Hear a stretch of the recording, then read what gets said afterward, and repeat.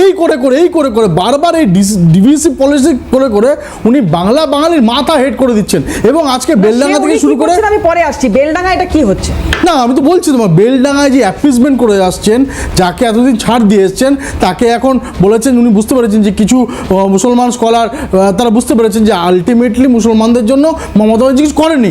তাই এখন যে বলেছিল 70-30 রেশিওতে, যে 70 যেহেতু ওরা হয়ে গেছে তোমার মুর্শিদাবাদে, আমি বলতে দাও। এই গন্ডগোলটা মানে সূত্রপাত যদি আমরা দেখি, তাহলে ঝাড়খণ্ডে একজন পরিযায়ী শ্রমিকের মৃত্যু এবং বিহারে আজকে একটা ঘটনা আমরা জানতে পারছি, যেখানে বিহারে একজন পরিযায়ী শ্রমিক তিনি আক্রান্ত হয়েছেন। গতকালে ঘটনাটা হয়তো থেমে যেত, আজকে বিহারের এই ঘটনাটা যদি আবারও না সামনে আসতো। সূত্রপাত তো এইখান থেকে না, আজকে এইরকম অবস্থা হচ্ছে কেন? আজকে ঝাড়খণ্ডে ওরা তো বন্ধু সরকার, যেখান থেকে উনি ধার করে এনে এখানকার অ্যাক্সিডেন্টে হেলিকপ্টার নিয়ে চলে যায়। আমি তোমাকে বলি, তার মানেটা কি? তার মানে এটা হচ্ছে যে বন্ধু সরকার বা ওইরকম বলে না, কোথাও কেউ অন্যায় করলে তার ব্যবস্থা হচ্ছে, সেখানকার প্রশাসন ব্যবস্থা নেবে। আমরা তো অনেকেও দেখেছি যে কেউ টাকা ধার নিয়েছে, তার জন্য সে কোথাও মারপিট হয়েছে, তার কোনো গন্ডগোল হয়েছে, সেটাকে এনারা চালিয়ে দিয়েছেন। আসলে মুশকিল এই যে বারবার বললাম না, বাংলা বাঙালির কথা বলে আজকে সতীদাহটাকে প্রতিদাহ করে দিচ্ছে। এই যে বাঙালির কথা বলে বারবার ভুল যেমন কথা বলে, তেমনি বারবার ভুল বলে বাঙালিকে সবচেয়ে বেশি বিপদে ফেলছে। এই তোমাকে বললাম, এই আজকে বুঝেছি। সুকান্ত মজুমদার একটা রিয়াকশন শোনাবো, তারপরে প্রদীপ্তদের কাছে আসবো। সুকান্ত মজুমদার খুব স্পষ্টভাবে এই যে কথাগুলো প্রীতম বলছে সেটারই একটা অন্য রূপ আমি দেখাই। কি বলেছেন সুকান্ত মজুমদার, দেখুন। আমাদের এই নির্বাচন কোনো একজন ব্যক্তিকে মুখ্যমন্ত্রী করার নির্বাচন নয়, আপনার ঘরের বেটি বাঁচানোর নির্বাচন, আপনার বাড়ির মাটি বাঁচানোর নির্বাচন। আপনার বাড়ি যেন শমশেরগঞ্জ না হয়ে যায়, আপনার ছেলেটা যেন চন্দন দাস না হয়ে যায়, আর আপনার স্বামী যেন হরগোবিন্দ দাস না হয়ে যায়, তার জন্য এই নির্বাচন। আপনি একদিন বলেছিলেন যে দুধের গায় দুধ দেয়, যে গরু দুধ দেয় তার লাথি খাওয়া ভালো। সমস্যা হচ্ছে দুধ আর ক্ষীর আপনি আর আপনার ভাইপো খাচ্ছেন, লাথি পশ্চিমবঙ্গের মানুষ খাচ্ছে। পশ্চিমবঙ্গের মানুষ লাথি খাবে না। তাই মমতা বন্দ্যোপাধ্যায়ের এই সরকার, যে সরকার ভারত বিরোধী সরকার, যে সরকার উগ্রপন্থীদের পাশে দাঁড়ানো সরকার, যারা এই উগ্র সাম্প্রদায়িক মানসিকতা সম্পন্ন মানুষ, তাদেরকে মাফ করা যাবে না। হাতে লাঠি নিয়ে জয় শ্রীরামের ধ্বনি নিয়ে যার যেটা ট্রিটমেন্ট, সেই ট্রিটমেন্ট দেওয়ার ব্যবস্থা করতে হবে। ন্যারেটিভটা তাহলে তৈরি হচ্ছে সেই হিন্দু মুসলমান। 70-30 যখন বললো, তখন নন্দীগ্রামের 30-70টা মিস করে গেল। নন্দীগ্রামে যখন ভোট শুরু হয়েছিল, তখন 30-70 কে বলেছিল, সেটা বোধহয় আজকের দিনে খুব প্রাসঙ্গিক। কারা 70% থেকে শুরু করছে এবং 70%-এর উপর নির্ভর করে কাজ করছে, সেটা খুব প্রাসঙ্গিক। আমরা যখন ভারত, সংবিধান এই সব কথা বলি, তখন ভারতের যে বহু সংস্কৃতিবাদী চরিত্র, সেটাকে ভুলে যাই। তখন আর ওই ভারতীয় মুসলিমদের কথা বলতে ভুলে যাই। এইখানের থেকে দাঁড়িয়ে এই যে বললো না যে মানে আপনার সন্তান বা আপনার অমুককে রক্ষা করতে, বা চন্দন দাস, এই সব যে নামগুলো এসছে, সত্যি সবার প্রোটেকশন খুব জরুরি। তেমনই অসিত সরকারের প্রোটেকশনটাও জরুরি, তেমনই গৌতম বর্মনের প্রোটেকশনটাও জরুরি। যিনি বলছেন এই সুকান্ত মজুমদার, সেই সুকান্ত মজুমদারের এলাকার বুথ এজেন্ট হচ্ছে অসিত সরকার, গৌতম বর্মন বিজেপির বুথ এজেন্ট ছিল, বিজেপির বুথের কর্মী ছিল।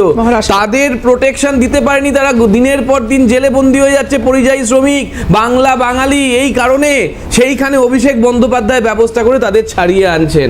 আবার ঠিক যেখানে মালদার ঘটনা, আজকে মালদায় এসছেন মাননীয় প্রধানমন্ত্রী, এবং মালদারই কাছে বালুরঘাটের উনি লোক, সেইখানে সোনালী খাতুনকে পাঠিয়ে দেওয়া হচ্ছে ওই পারে। সেই সোনালী খাতুন বাঙালি বলে ওপারে পাঠিয়ে দিল, অর্থাৎ বাংলাদেশে পাঠিয়ে দিল, সুপ্রিম কোর্ট ফেরত আনতে বলল।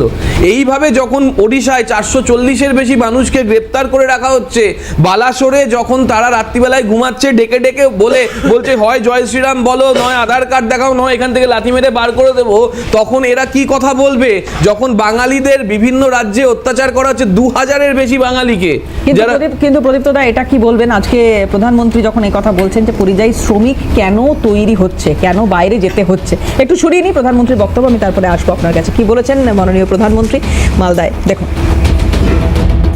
यहाँ न फैक्ट्रियां लग रही है, न किसानों को कोई सुविधा मिल रही है।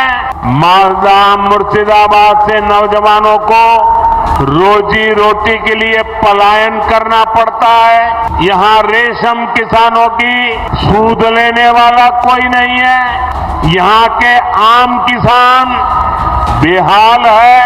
आम किसान बताते हैं कि इस बार उनको अपनी लागत तक वापस नहीं मिल पाई। ये इसलिए हुआ क्योंकि टीएमसी सरकार ने यहाँ आम से जुड़े उद्योग बढ़ाने के लिए ठीक से काम नहीं किया। यहाँ आम की प्रोसेसिंग को लेकर कोई बड़ी सोच नहीं दिखाई। और तो और जो आपके हक के पैसे थे वो भी आपको नहीं दिए। কেন বাংলা থেকে যেতে হচ্ছে বাইরে? এটা বহুদিনের প্রশ্ন, আজকে আবারও প্রধানমন্ত্রী তুলেছেন এই পরিস্থিতিতে। আমি বলছি, ভারত সরকারের একটা ইকোনমিক উইং আছে, তার একটা গবেষণাপত্র ভারত সরকারের ওয়েবসাইটে আছে, দর্শক বন্ধুরা দেখে নেবেন, Neeraj Kumar, interstate migrant workers in India. এটা কোভিডের পরবর্তীকালে বেরিয়েছিল 2024 সালে। আমি সবাইকে বলছি, দেখুন প্রদীপ্ত মুখার্জির কথায় কেউ বিশ্বাস করবেন না, ভারত সরকার তো বলছেন, ভারত সরকারের প্রধান তো নরেন্দ্র মোদীজি, এবং তারই ইকোনমিক উইং থেকে এখনো .gov.in মানে জানেন গভর্নমেন্ট অফ ইন্ডিয়া, সেই গভর্নমেন্ট অফ ইন্ডিয়ার ওয়েবসাইট থেকে বেরিয়েছে নীরজ কুমারের একটা পত্রিকা, যে একটা গবেষণা, সেই গবেষণায় কি দেখাচ্ছে জানেন? রিসিভিং এন্ডে ওয়েস্ট বেঙ্গল 5th, রিসিভিং এন্ডে ইন মাইগ্রেশন, অর্থাৎ মাইগ্রেন্ট হচ্ছে পশ্চিমবঙ্গে 5 নম্বর, আর সব থেকে বেশি মাইগ্রেশনের সংখ্যায় যখন যাচ্ছি পশ্চিমবঙ্গ 10-এর পরে, যখন যাচ্ছে 10-এর পরে। এই তথ্যটা যে রাখেন না, সে যখন এখানে এসে বলেন, তখন তার সরকারের তথ্য তার সামনে রেখে দিচ্ছি, এইটাকে বলে শ্বেতপত্র। সেই শ্বেতপত্র প্রকাশিত হচ্ছে। কৃষকদের কথা বললেন, কৃষকদের কনটেক্সটে পশ্চিমবঙ্গের কৃষকদের আয় কতটা বেড়েছে সেটাও প্রকাশিত হয়েছে, এবং কৃষকদের আয়ের জন্য তাকে পঞ্চায়েত দপ্তরের মাধ্যমে পুরস্কৃত করেছে এই নরেন্দ্র মোদী সরকার। আর যারা বলেছিল কৃষকদের আয় ডবল করে দেবে, তারা কৃষক নিধন করেছে, 9 জনের বেশি কৃষককে মেরেছে, এবং সেই কৃষকদের মারার জন্য কিরকম ব্যবস্থা করেছে দিল্লিতে সেটা সবাই জানো। তাহলে আজকে পুলিশি বর্বরতা সেটা গুরুত্বপূর্ণ, নাকি পুলিশি ব্যবস্থাপনার মধ্যে শান্তি শৃঙ্খলা গুরুত্বপূর্ণ? আজকে 2000-এর বেশি মাইগ্রেন্ট ওয়ার্কারকে যখন এ ধরনের বাংলা বলার জন্য, আচ্ছা 19 নম্বর ধারাকে তাহলে উনি মানবেন না, সংবিধানের কথা বলছিলেন, তাহলে সংবিধান বিরোধী কে? 19 নম্বর ধারায় তো খুব পরিষ্কার বলা হয়েছে যেখানে পারবে, যে যেখানে পারবে কাজ দিতে পারবে ভারতের মধ্যে। তাহলে সেই 19 নম্বর ধারার বিরোধিতা করছেন মাননীয় নরেন্দ্র মোদী। তাহলে বিহার থেকে কেন এত লোক পশ্চিমবঙ্গে, উত্তরপ্রদেশ কত লোক আসছে এখানে, হবে এবার মানুষ কাজ পাবে হোক। সেখানে হলদিয়ায় 2খানা সরকারি কারখানা কেন বন্ধ হয়ে গেছে এই দিলীপ ঘোষের আমলে? যখন দিলীপ ঘোষ ওখানে দায়িত্বে ছিলেন, সেই উত্তর কে দেবে? কটা কেন্দ্রীয় প্রতিষ্ঠান বাদ হয়ে গিয়েছে, ওইখানে দায়িত্ব ছিলেন মানে তার মানে বুঝতে হবে। কটা লোক আমাকে তথ্য দিয়ে দেখিয়ে দিক প্রীতম এই মুহূর্তে, কটা লোক পশ্চিমবঙ্গে কেন্দ্রীয় সরকারি চাকরি পেয়েছে বা কেন্দ্রীয় সরকারের প্রতিষ্ঠিত কারখানায় চাকরি পেয়েছে? তথ্য নেই। একটা ব্রেক নেব, খুব শার্প ব্রেক। ফিরে আসার পরে বাকিদের কাছে যাব, এবং যে কথা আমি বলছিলাম একটু বিরতিতে যেতে যেতে তাহলে ওই প্রতিক্রিয়াটা শোনাবো মাননীয় মুখ্যমন্ত্রী মমতা বন্দ্যোপাধ্যায় যখন বলছেন যে দেশকে বাঁচাতে হবে, সংবিধানকে বাঁচাতে হবে, এবং এই আর্জি সুপ্রিম কোর্ট এবং হাইকোর্টের বিচারপতিদের কাছে করছেন। কি বলছেন দেখাই, তারপর বিরতি। Would be to my Chief Justice, to all the judges, that please see, our constitution must be protected from disaster. Our democracy must be protected from the disaster. Our safety, our security, our history, our geography, our boundary, all should be protected. This is nowadays a trend to malign the people. And please see, there are so many agencies are defaming, deliberate attempt to defame. Please protect the people. I am not saying for me, I am saying save democracy, save people, save judiciary, save country, save constitution. We are under your custody. And constitution, you are the guardian of the constitution. You are nobody super than you. Bharatpur, Rejinagar, Beldanga, এই পরপর এলাকাগুলো দেখতে থাকুন। আর কিছুদিন আগের কথা যদি বলি, আমি একদম শুরুতে যে কথা বলছিলাম, বাবরি মসজিদ, তার শিলান্যাস, ইট বয়ে নিয়ে যাওয়া বিভিন্ন জায়গা থেকে, রাজনৈতিক বিশ্লেষকদের একাংশ মনে করছিল যে তারপর থেকে পরিস্থিতি কিছুটা ঘোরালো হতে পারে। কেন হতে পারে? এই কারণে কি, যেটা আজকে দেখছি আমরা এই মুর্শিদাবাদ বা এই মালদা এই জেলাগুলোতে, আপনারা জানেন যে এখনো কিছু পকেটে সংগঠন মজবুত রয়ে গিয়েছে কংগ্রেসে, কিন্তু সেই কংগ্রেস সেখানকার মানুষের জন্য কি করেছে, আজকে এই প্রশ্ন তুলছেন অভিষেক বন্দ্যোপাধ্যায়। কি বলেছেন একবার শোনাই, তারপরে আসবো সুস্মিতাদির কাছে। দেখো, দেখেছেন বিজেপিকে গালাগালি দিয়ে গত 5 বছরে, 7 বছরে, 10 বছরে, 12 বছরে জবে থেকে মোদির সরকার দেশ চালাচ্ছে, রাজ্য কংগ্রেসের কোন নেতা একটা সাংবাদিক বৈঠক করে এদের বিরুদ্ধে সরব হয়েছে? দেখেছেন অধীর চৌধুরীকে একটা সাংবাদিক বৈঠক করে নরেন্দ্র মোদী, অমিত শাহ বা এসআইআর মানুষের হয়রানি হচ্ছে একটা প্রশ্ন তুলেছে। কাল বিকেল তৃণমূল কংগ্রেস আর মমতা বন্দ্যোপাধ্যায়ের আমার বাব্বা পান্ত করে। আকাশ মেঘলা হলে মমতা ব্যানার্জি দায়ী, গরম বাড়লে মমতা ব্যানার্জি দায়ী, শীত পড়লে মমতা ব্যানার্জি দায়ী, গলে জল হলে মমতা ব্যানার্জি দায়ী, সাইজ ছোট হলে মমতা ব্যানার্জি দায়ী, পেঁয়াজ বাজারে না পাওয়া গেলে মমতা ব্যানার্জি দায়ী। এদের কারণে আজ মানুষ নিপীড়িত। বাংলার 2 লক্ষ কোটি টাকা যারা আটকে রেখেছে, সেই মোদিকে কোনোদিন আক্রমণ এই কংগ্রেসের নেতারা করে না। আচ্ছা, কংগ্রেস এবং বিজেপি উভয়ের বিরুদ্ধে অভিযোগ। আমি প্রথমে সুস্মিতাদির কাছে আসি। বিষয়টা হচ্ছে, আমি আজকে যখন এটা শুনছিলাম আমি মনে মনে ভাবছিলাম যে সত্যি এরা কি মানে পুরো মানে আমি কারো পার্সোনাল লেভেলে বিলো দ্য বেল্ট অ্যাটাক করতে চাই না, কিন্তু মিথ্যে কথা টু সাম এক্সটেন্ট একটা লিমিট থাকে। মিথ্যে কথা, এত মিথ্যে কথাকে ঠিক নেওয়া যাচ্ছে না। তার কারণ হচ্ছে, উনি বললেন যবে থেকে নাকি বিজেপি সরকার রয়েছে তবে থেকে নাকি আমাদের রাজ্য কংগ্রেস থেকে কোনো রকম কোনো প্রেস কনফারেন্স করা হয়নি বিজেপির বিরুদ্ধে, কিংবা কোনো রকম কোনো প্রতিবাদ করা হয়নি। একদম ডাহা মিথ্যে কথা।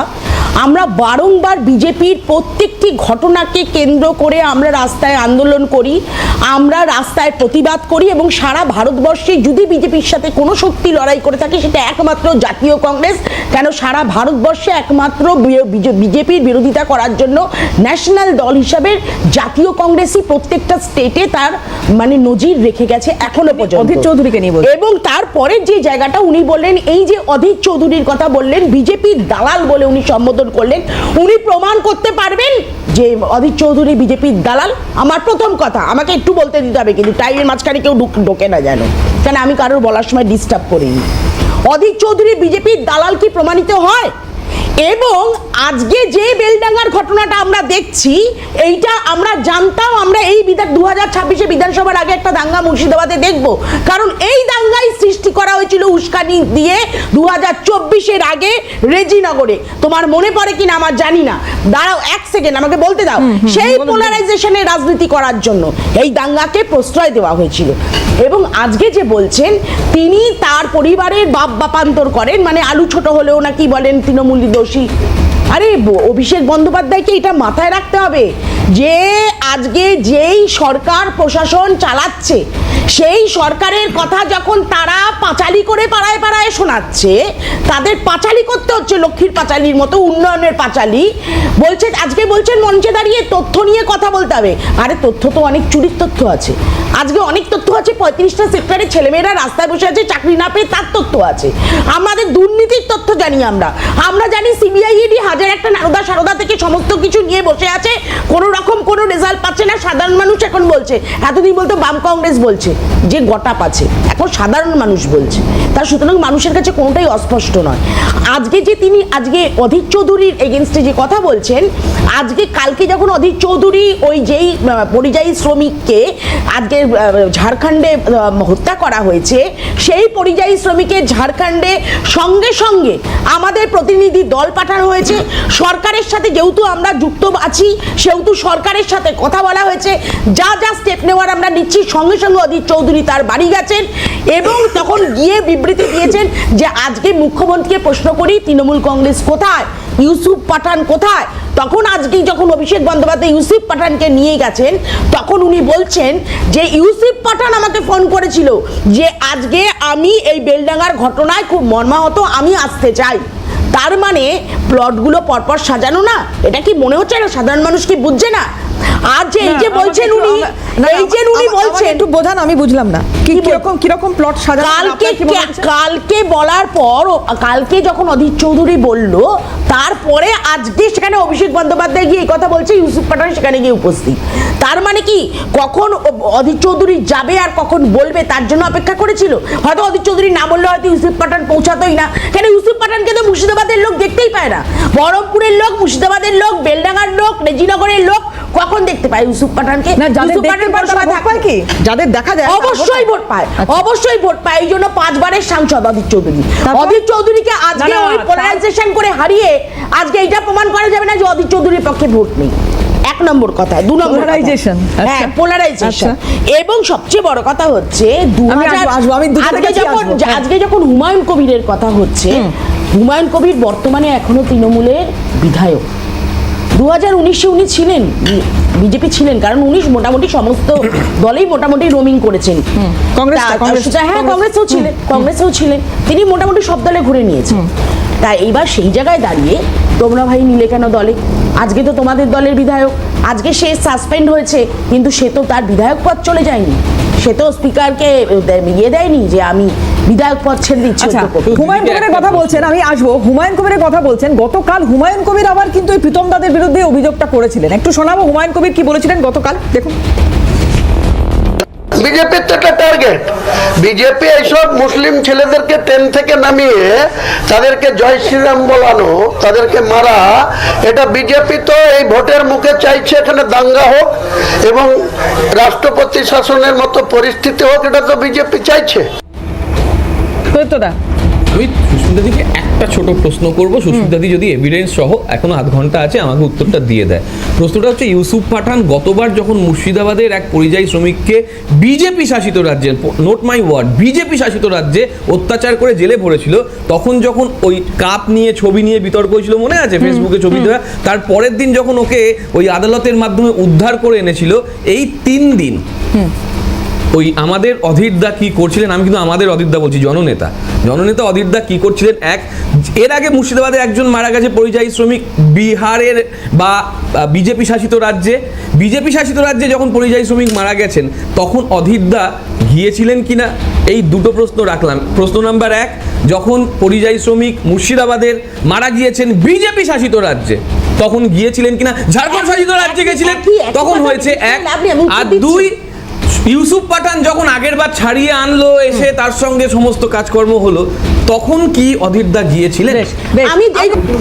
আজকে দিলীপ ঘোষ প্রশ্ন করছে যে মুর্শিদাবাদ কি আদৌ ভারতের মধ্যে আছে? যাই হোক, ওনার পারসেপশন। গৌরবদার কাছে আসি। গৌরবদা, এটা হচ্ছে যে আজকে একটা যে ঘটনা মুর্শিদাবাদে ঘটেছে, সেই ঘটনায় পরে যাচ্ছে, কিন্তু আজকে একটা অন্য দিন। আজকে রাজ্যের প্রাক্তন মুখ্যমন্ত্রী প্রয়াত কমরেড জ্যোতি বসুর মৃত্যুদিন। জ্যোতি বসু যে কথা বলতেন যে বিজেপি হচ্ছে একটি অসভ্য বর্বর দল, আর তৃণমূলের দোষ হচ্ছে সেই অসভ্য বর্বর দলকে পশ্চিমবাংলায় হাত ধরে ডেকে এনেছিলেন। কি বলে যাচ্ছে কথা? তৃণমূল জ্যোতি বসু এটা বলেছেন, সন্ন্যাসী মারা মমতা আমি তো টুকরে টুকরে গ্যাংয়ের লোক, তুমি যা ইচ্ছা তাই বলবে নাকি? হ্যাঁ, বড় বড় বড় ইয়ে হয়ে গেছো নাকি? যা ইচ্ছা তাই বলবে? কথাবার্তা এই হচ্ছে তোমার, শূন্য লোককে দেখায়, এসবের জন্য শূন্য লোককে দেখায়, একটু শুনে সারা পৃথিবীর তো সবচেয়ে বড় দলকে এই সমস্ত কথা বলছে, এই সমস্ত কথাবার্তা একটু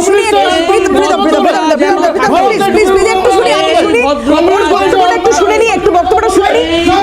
ডিফেন্ড করার জায়গা আছে, ডিফেন্ড করার জায়গা আছে, প্লিজ ডিফেন্ড করার জায়গা আছে, বললাম তো আনপার্লামেন্টারি কোনো কথা আমি বলিনি। 2, আনপার্লামেন্টারি কোনো কথা আমি বলিনি। বললাম তোমার যেটা করার তুমি সেটা করবে, তোমার যেটা করার সেটা বলবে, তোমার যেটা করার শুনবে। আচ্ছা ঠিক আছে, এই undebatable কথা আর ঠিক আছে বলতে হবে না। বললাম তো, যা বলার আমি বলেছি। ভুল বলছো, আচ্ছা, ভুল বলছো, এক, ভুল দুই, বলছো, কোনো ভুল বলি ভুল বলছো, কোনো ভুল বলি সবার ভুল বলছো, জ্যোতি বসুকে কোট করে বলি এই ভুল বলছো, কোনো ভুল বলি ভুল বলছো, কোনো ভুল ভুল বলি বলছো, কথা ভুল বলছো, আশা করি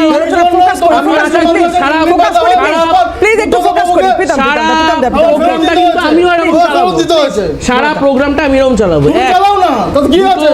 মানুষ দেখছে তো।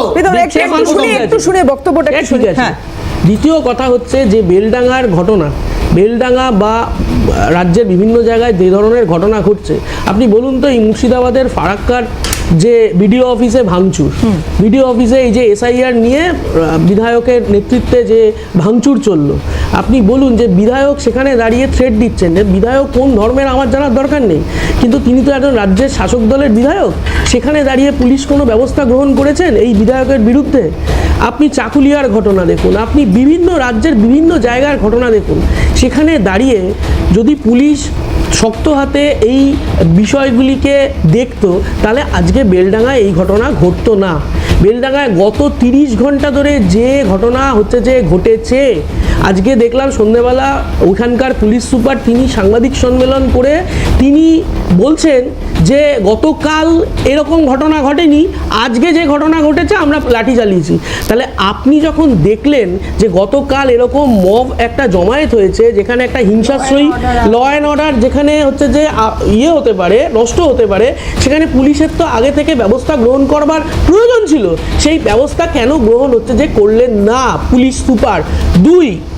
3 নম্বর বিষয় হচ্ছে যে আজকে এসআইআরের যে বিষয়, আমাদের রাজ্যের সম্পাদক গত পরশুদিন আপনাদের সাংবাদিকদের সামনে বেছে বেছে দেখিয়েছেন যে কোন কোন জেলাকে টার্গেট করে, কোন কোন বুথকে টার্গেট করে যে এই এসআইআরের যে পরিকল্পনা, সেই পরিকল্পনা ঘটানো হচ্ছে। মালদা, মুর্শিদাবাদ, দিনাজপুর থেকে শুরু করে উত্তর 24 পরগনা, ডায়মন্ড হারবার, বিভিন্ন জায়গা, এবং টার্গেট করে করে সংখ্যালঘু অংশ, যেখানে ধরুন 800 ভোটার, 600 ভোটারকে হেয়ারিংয়ে ডাকা হচ্ছে। কেন, কি প্রয়োজনে?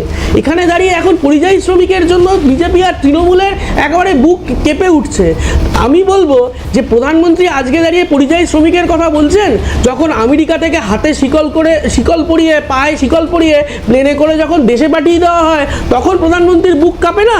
এখন প্রধানমন্ত্রী পরিযায়ী শ্রমিকদের জন্য বুক কাঁপাচ্ছেন। এখানে দাঁড়িয়ে প্রদীপ্তদা বললেন যে পরিযায়ী শ্রমিক কেন এই পশ্চিমবাংলায় নাকি আসছে, পশ্চিমবাংলা থেকে যাচ্ছে কম, আসছে বেশি। কিন্তু প্রদীপ্তদাকেও আমি বলবো যে প্রদীপ্তদা, আপনার রাজ্যের মুখ্যমন্ত্রী বা আপনার রাজ্যের সরকার এই যে বিভিন্ন জায়গায় কখনো লুঙ্গি দেখে, কখনো বাংলা ভাষা দেখে যখন চিহ্নিত করে, বাংলাদেশি হিসেবে চিহ্নিত করে পেটানো হচ্ছে, তখন আপনার সরকার এখানে একটা পরিযায়ী শ্রমিকদের পোর্টাল খুলেছিলেন। সেই পোর্টালের কি চালু হয়েছে? সেই পোর্টালে কি নথিভুক্ত হয়েছে? হয়নি, কিচ্ছু কাজ হয়নি। প্রদীপ্তদা আজকে প্রধানমন্ত্রী এখানে বলছেন আজকে এসে যে মালদার গৌরব, মালদার উনি মালদা সম্পর্কে জানেনই না। মালদার ভাঙন, মালদার বিড়ি শ্রমিক, মালদার পরিযায়ী শ্রমিক, মালদার আম, মালদার শিল্প কোথায় গেল? দীর্ঘদিন ধরে হচ্ছে যে ওই খগেন মুর্মু, তিনি এমপি, তার পাশে ইংরেজ বাজারের এমপি আছে, এমএলএ আছেন বিজেপির, তারা কি করছেন? এখানে বিজেপি আর তৃণমূল একে অপরের পরিপূরক হিসেবে কাজ করছেন। মুখ্যমন্ত্রী বিমানবন্দরে দাঁড়িয়ে বলছেন যে ও তো আমি কিছু করাইনি, ও আমার কিছু ইয়ে নেই। তাহলে মুখ্যমন্ত্রী এই কথা বলতে পারেন, আমি কিছু করাইনি, তার মানে মুখ্যমন্ত্রী কিছু করান? এইটা কি আমরা ধরে নিতে পারি? যেভাবে ওই নবান্নের অদূরে হাওড়াতে যেভাবে দাঙ্গা হয়েছিল, মুখ্যমন্ত্রীর একদম নাকের ডগায় তিনি ওই ধর্মতলায় ধর্ণা অবস্থানে বসেছিলেন, তিনি বলেছেন সাংবাদিকদের সামনে। কথা হচ্ছে গৌরব, কার কথাটা ধরবো? হুমায়ুন কবির বলছেন বিজেপি দাঙ্গা লাগাচ্ছে। তুমি যে কথা, তোমার যে ন্যারেটিভটা তৈরি হচ্ছে, মমতা বন্দ্যোপাধ্যায়ের বিরুদ্ধে অভিযোগ করছো, আমি তো ধরবোটা কি? দেখুন, হচ্ছে সেটা কিভাবে? হুমায়ুন কবির অফিসিয়ালি তৃণমূলের এমএলএ। হুমায়ুন কবির কি বলবেন, হুমায়ুন কবির কি করবেন আমার দায় নয়। আবার বলছেন দুটো হলো, আবার দুটো বিধায়ক হলো আমাকে ডেকে নিয়ে যাবে। কিন্তু হুমায়ুন কবির এর আগে যে বক্তব্যগুলো তৃণমূলে থাকাকালীন বলেছেন, কেটে কোথায় জলে ভাসিয়ে দেবে, হুমায়ুন কবির প্রসঙ্গ যখন উঠছে, এই অভিষেক বন্দ্যোপাধ্যায়ের প্রতিক্রিয়া কিছুক্ষণ আগে আপনাদের বলছিলাম, একটু দেখাতে চাইবো হুমায়ুন কবির তারপরে টেলিফোনে কি রিয়াকশন দিয়েছেন অভিষেক বন্দ্যোপাধ্যায়ের বক্তব্যের প্রেক্ষিতে। দেখুন। আর পিসি কি করছে পুলিশ মন্ত্রী হয়ে, আর মুর্শিদাবাদের পুলিশ প্রশাসন কি করছে? কেউ যদি কলকাতা নাড়ে, কেউ যদি ওনার ব্যাখ্যায় যদি কেউ গদ্দারি করে, ওনাদের বিরোধিতা করে, তা ওনাদের পুলিশ প্রশাসন সেটা চোখ বুজে আছে কেন? চোখ কান খোলা রেখে ভালো করে দেখতে বলুন না। আইন শৃঙ্খলার অবনতি হবে কেন? তার দায় কি হুমায়ুন কবিরের? তার দায় কি বিজেপি এখানে ক্ষমতায় আছে? তাই উদর ঘাড়ের বোঝা বুদর ঘাড়ে চাপিয়ে দিয়ে চালাকি করা হচ্ছে। প্রশাসন দরকার হলে ওখানে অল পার্টি মিটিং ডাকুক, শান্তি কমিটি। হুমায়ুন কবিরের এই বক্তব্য, অভিষেক বন্দ্যোপাধ্যায় যেটা কিছুক্ষণ আগে শোনাচ্ছিলাম যে উস্কানির কথা সরাসরি উনি বলছেন যে কারা এর সঙ্গে যুক্ত বা কারা দায়ী। প্রদীপ্তদা, না, হুমায়ুনদা যেটা বলেছেন সেটার উত্তর দেওয়ার সঙ্গে সঙ্গে কেন পশ্চিমবঙ্গে বামফ্রন্ট এখনো শূন্য তার একটা প্রমাণ দিয়ে দিলাম। আমি যে কিছুক্ষণ আগে বলেছিলাম এইটা হচ্ছে, আপনারা দেখে নেবেন, দেখুন ওয়েবসাইটটাও দেওয়া আছে ওপরে, দর্শক বন্ধুরা ওয়েবসাইটটাও দেখে নেবেন। এটা কিন্তু কেন্দ্রীয় সরকারের তথ্য, যেখানে পরিষ্কার এটা তোমার সময় বলিনি, আমি তোমার সময় বলিনি, এটা হচ্ছে 1 নম্বর।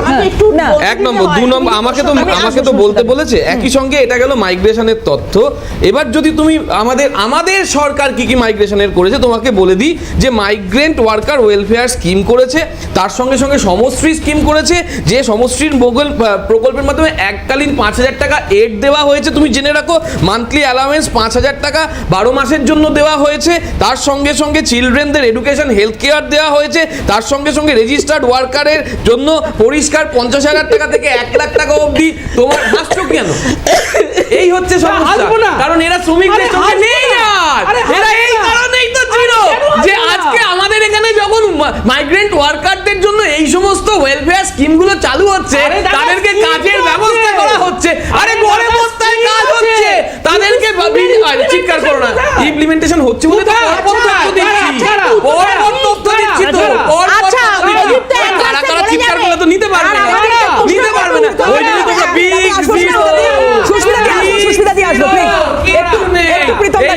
তোমরা শেখাচ্ছিল, এই যে পার্লামেন্টারি শেখাচ্ছিল, এই হচ্ছে পার্লামেন্টারি। এই দেখো আবারও বলছি যে একটু আগে আচ্ছা, যে এইরকম বই দেখালো না, সেম জিনিসটা পরিযায়ী শ্রমিক বেঙ্গল লিখবেন, পরিষ্কার লেখা আছে, একদম গুগলে আপনি এখনই সার্চ করতে পারেন। Due to lack of sufficient local industrial growth and job opportunities, প্রচুর লোকজন বাইরে চলে যাচ্ছে। তো আসলে মুশকিলটা হচ্ছে আজকে পরিযায়ী শ্রমিক, আসলে তোমার যদি রোগ হয়, তুমি যদি স্বীকার না করো, তাহলে সে রোগ স্বীকার করবে না। মুশকিলটা হচ্ছে আজকে লাখ পরিযায়ী শ্রমিক চলে যাচ্ছে। আজকে আমরা কোভিডের সময় দেখেছি যে তোমার ট্রেন ধরে এখানে আমরা দেখেছি, ট্রেন ধরে এখানে এসছে, তুমি স্বীকার না করলে তাহলে এই অবস্থা হবে। আজকে 56,000 কলকারখানা, তারপর 16,000 কলকারখানা, 16,000 কলকারখানা তৃণমূল বন্ধ করে দিয়েছে। আজকে তোমার রাজ্যসভায় আমার প্রেসিডেন্ট শ্রমিক মোর্চা যে কোয়েশ্চেনে রেখেছে, বলছে 6,500 বড় কলকারখানা বন্ধ হয়ে গেছে, তার মধ্যে 150+ লিস্টেড কলকারখানা। ভারতীয় জনতা পার্টি আজকে ওই বাংলায় ফিরে এলাম বিরতির পর। সুস্মিতাদির কাছে যাবো, অনেকক্ষণ ধরে কিছু বলতে চাইছেন দিদি, বলুন। বিষয়টা হচ্ছে একটা ন্যারেটিভ তৃণমূল তৈরি করতে চাইছে যে যেভাবেই হোক মানে অধীরদার পিছনে একটা স্ট্যাম্প লাগিয়ে দেওয়া যে বিজেপির দালাল আর কি, যেটা বারংবার বলছি যে ওই মমতা ব্যানার্জি এবং অভিষেক ব্যানার্জির বাপ্পান্তর করে, যেটা অভিষেক ব্যানার্জির ভাষায় আর কি। ভাষার লেভেলটা মানে যা হয়ে যাচ্ছে আস্তে আস্তে রাজনীতিতে, আমাদের পক্ষে রাজনীতি তৃণমূলকে বলা আর কি, তৃণমূলকে খুব বেশি গুরুত্ব দিচ্ছে না। গুরুত্ব দিচ্ছে কি, কংগ্রেসকে বাদ দিয়ে তো চলতে পারছে না। ভোর 4টের সময় রাহুল গান্ধী বাড়ি চলে যাচ্ছে, কি আশ্চর্য, আবার বাপ্পান্তর করছে। আর বোঝা করে খুব মুশকিল। হ্যাঁ, দাঁড়ান, না এবার না একটু বলতে দিতে হবে। না ওই কেসি বেণুগোপালে ওইটা সর্বভারতীয় প্রেক্ষাপটে বিজেপির এগেইনস্টে ওই ন্যাশনাল লেভেলে যদি বলে, না আমাকে কথাটা যদি বলতে দেওয়া হয়, আমার মনে হয় দেবারতী তুমিও কনভার্ট করার চেষ্টা করবে না। চেষ্টা করবো না, এবার আমি শুধু বলছি ন্যাশনাল বারে জাতীয় স্তরে যদি আলোচনাটা হয় তাহলে আবার অন্য অনেক রকম ন্যারেটিভ সামনে চলে আসে, সেইটা বোধহয় বিপদে পড়ে যাবে আপনারা। রাজনীতি সম্ভাবনা হয়, বিভিন্ন জায়গায় রাজনীতির প্রেক্ষাপট বিভিন্ন রকম হয়, তা সুতরাং সেই জায়গায় এটাকে ঘেটে লাভ নেই। এবার যেটা কথাটা হচ্ছে বিজেপি শাসিত হুমায়ুন কবিরের সঙ্গে চলে যেতে পারেন আপনারা। বিজেপি শাসিত রাজ্যে যদি এইটাই হয় তাহলে তো হুমায়ুন কবিরের সঙ্গে আপনারা তৃণমূল চলে যেতে কংগ্রেস পারেন। আজকে বড় বড় কথা বলছে, তৃণমূল কংগ্রেস আর বিজেপি কারা ছিল, কে ছিল রেলমন্ত্রী সেই সময় বিজেপির সরকারে, কে ছিল মনে করে দেখুন একটু, কে সেই সময় বিজেপিকে হাত ধরে পশ্চিমবাংলায় ঢুকিয়েছিল। আচ্ছা যাই হোক, এবার বিষয়টা হচ্ছে যাই হোক, প্রমাণ দেবেন কিছু? এটা সারা রাজ্যবাসী জানে, আমাকে ছবি দেখাতে হবে না। যাই হোক, ছবি দেখাতে হবে না, না এবার কারণ হচ্ছে নেই তো দেখানোর কথা। আমি কিন্তু প্রদীপ্ত ডিস্টার্ব করিনি, একটু শুনুন, আমি কিন্তু একটু ডিস্টার্ব করিনি। আজকে একটা মারাত্মক অভিযোগ তুলেছে অভিষেক ব্যানার্জি ওখানে দাঁড়িয়ে, মনরেগাঁও প্রকল্পে যখন এই 100 দিনের প্রকল্প, এটা তো কংগ্রেসের আমলে ইউপিএ সরকারের আমলেই এসেছিল, নতুন ইন্ট্রোডিউস হয়েছিল, তা সেই মনরেগাঁও প্রকল্পে যখন আজকে আমাদের পশ্চিমবঙ্গকে যখন ব্রাত্য করে রাখা হয়েছে, সেই টাকা যখন আটকে রাখা হয়েছে, তখন আমরা কোনো প্রতিবাদ করিনি কিংবা আমাদের রাজ্য নেতারা কোনো প্রতিবাদ করেনি। আমি এক সেকেন্ড আমাকে বলতে দিতে হবে, অভিষেক বন্দ্যোপাধ্যায়ের কথা তো বল না। এবার বিষয়টা হচ্ছে মনরেগাঁও প্রকল্পে কিন্তু বারংবার আমরা কিন্তু বলেছি, এবং অধীর চৌধুরী যাকে নিয়ে এত হাঙ্গামা খাড়া করার চেষ্টা করছে, সেই অধীর চৌধুরী বলেছে আপনারা যদি ইউসি না দিয়ে থাকেন তাহলে বলুন আপনারা কোর্টে কেন যাচ্ছেন না, আর যদি ইউসি দিয়ে থাকেন তারপরেও আপনাদের টাকা আটকে রাখে, আমরা বসবো আপনাদের সাথে। এবং শুভঙ্কর সরকার বারংবার বিজেপি শাসিত রাজ্যে সেখানে কি লাভ আছে কোনো ইন্ডিজোটের? বাংলায় পরিযায়ী চুরি করছে, ডাকাতি করছে, বাংলায় পরিযায়ী শ্রমিকদের উপরে যে অত্যাচার হচ্ছে তার বিরুদ্ধে শুভঙ্কর সরকার বিভিন্ন আন্দোলন করছে,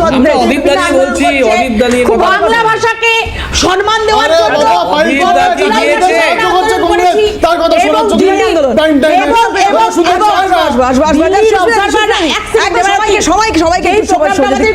যে প্রোগ্রামটা আমাদের গোয়িং অন চলছে, আমরা এই প্রত্যেকটা জায়গায় দিল্লির অবজারভাররা এসে আমরা শুনতে চাইছি না, আমরা শুনতে চাইছি না তার বিরুদ্ধে আমরা আজকে খুব একটা সিগনিফিকেন্ট দিন। আজকে দেখুন মালদাতে দেখেছেন যে আমরা নরেন্দ্র মোদীকে একটা ছবি উপহার করেছি, আরে শুনুন, এটা শিবেন্দু শেখর রায়ের ছবি উপহার করেছি। তার কারণ হচ্ছে ওই শিবেন্দু শেখর রায়ের জন্য আজকে মালদাটা ভারতবর্ষে আছে, আজকে সেটা কংগ্রেস বলতে দেবে না। তার কারণ হচ্ছে কংগ্রেস ম্যাকোরিয়ার মার্কসের থিওরি নিয়ে পুরো হিস্টোরিক্যাল করেছে, তারা এইসব লোককে সামনে আনতে দেবে। এবং আজকে আমরা কত দুর্ভাগ্য যে আজকে শুভেন্দু শেখর রায় তিনিও তার বাবাকে প্রতিষ্ঠিত করতে পারেনি, আজকে সেটা ভারতীয় জনতা পার্টি আমাদের আমি বলছি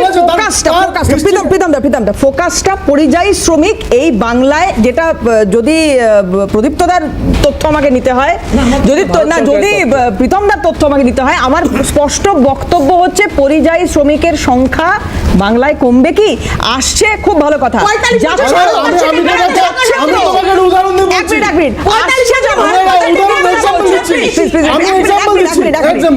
গৌরবদার কাছে আসছে খুব ভালো কথা, যাচ্ছেও তো, আমার এইটাকে আটকানোর জন্য কি চেষ্টা হচ্ছে? এখানে পরিযায়ী শ্রমিকের একটা কি বললো না যে হিসাব, রাজ্য সরকারের তথ্য অনুযায়ী 2025 প্রায় 22 লক্ষ 40 সেটা 25 লক্ষের বেশি হতে পারে, তারা বাইরে যাচ্ছে, প্রদীপ্তদা লাস্ট বলে আছে, আমি কি অস্বীকার করেছি? কিন্তু তুমি বলো কেরালা থেকে কত গেছে, তুমি বলো গুজরাট থেকে কত গেছে, তুমি বলো উত্তরপ্রদেশ থেকে কত গেছে, তুমি বলো কলকাতা থেকে কত গেছে, তুমি বলো বিহার থেকে কত গেছে, ওটাকে জানলানি করছো কেন? তুমি তো জানলানি করছো, মূল প্রসঙ্গ থেকে সরে যাচ্ছ। আমি বলেছি রিসিভিং এন্ডে 5, সেন্ডিং এন্ডে 10। আরে শুনুন, এই 10 এর আগে 9 কতজন আছে, সেই 9টা বলো। সিএন এর চেয়ারে শুনিনি নেই, এত লাফালাফি। আরে না, 9টা বলো। দ্বিতীয় কথা হচ্ছে কেন্দ্রীয় শ্রম দপ্তরের হিসাব অনুযায়ী পশ্চিম বাংলায় পরিযায়ী শ্রমিকের সংখ্যা 2,64 লক্ষের বেশি।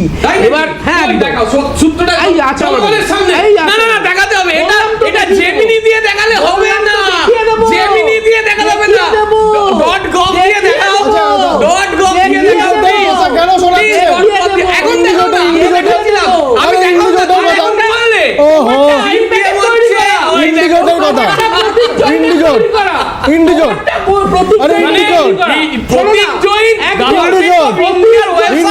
করে প্রতীক জৈন গভর্নমেন্ট অফ ইন্ডিয়া এই জন্য শূন্য, এই জন্য শূন্য।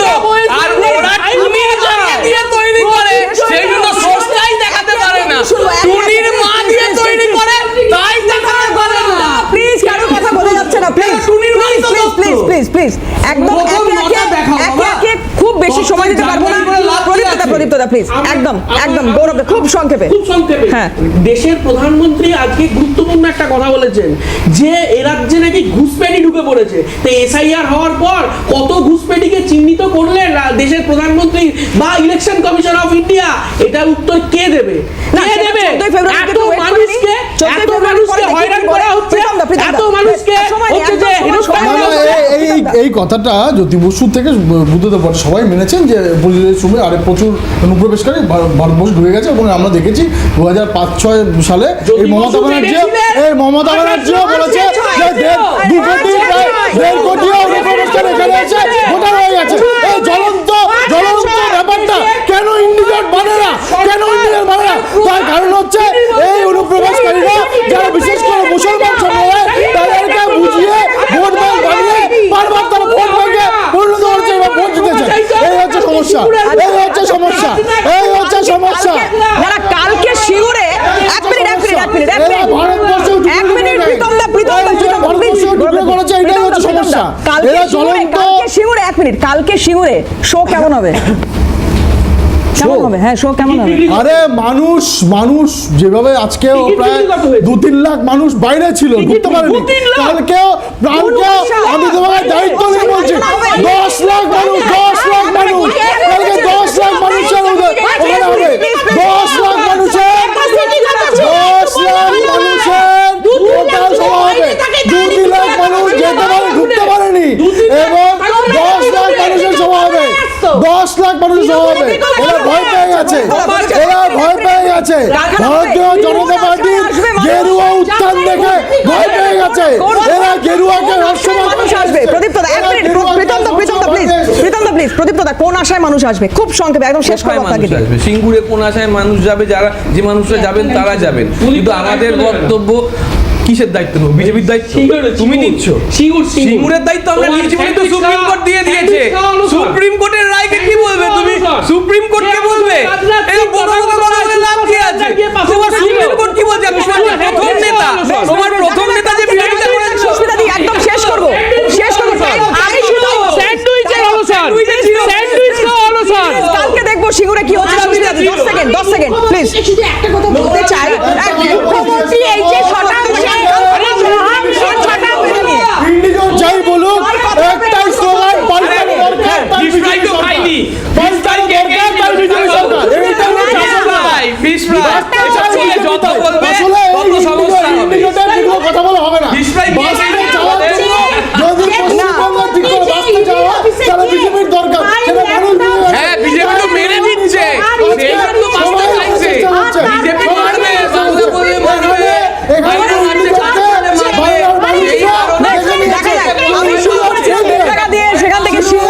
সেখান থেকে ইডি এসছে, সেখান থেকে সুপ্রিম কোর্ট এসছে, অনেকগুলো ইস্যু নিয়ে আজকে কথা হয়েছে, কিন্তু এই অল্প পরিসরে এতগুলো ইস্যু টাচ করাই খুব মুশকিল। যাই হোক, তাও চেষ্টা করলাম আমরা যতটা সম্ভব। আগামীকাল ডেফিনেটলি খুব গুরুত্বপূর্ণ একটা দিন। সিঙ্গুরে কি হয় সেদিকে আমাদের ডেফিনেটলি নজর থাকবে। আজকে প্রত্যেকে ধন্যবাদ সময় দেওয়ার জন্য, এবং আপনারা যারা আমাদের সঙ্গে ছিলেন আপনাদেরও ধন্যবাদ। শেষ করছি, অন্যান্য খবরের জন্য চোখ থাকুক সিএনএন।